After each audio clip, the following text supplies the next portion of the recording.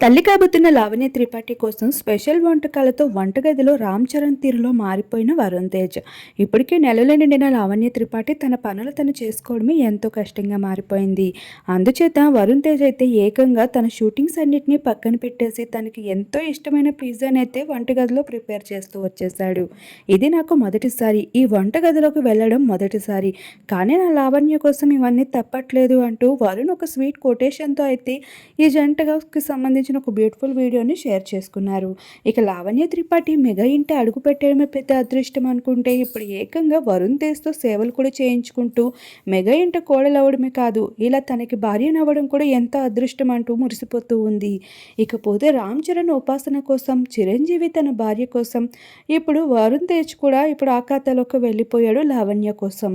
ఎంతో బ్యూటిఫుల్గా ఉన్న ఈ మూమెంట్స్ని చూసిన వారంతా వీళ్ళలాగే అందరూ ఉండాలి అంటూ క్రేజీ కామెంట్స్ని అందిస్తున్నారు. ప్రస్తుతం వరుణ్ తేజ్ అయితే తన షూటింగ్స్ అన్నిటికీ సెలవు ఇచ్చేయడం జరిగింది. లావణ్య ఈ మధ్యకాలంలో తనని పని తను చేసుకోవడమే చాలా కష్టంగా ఉంటుందంట.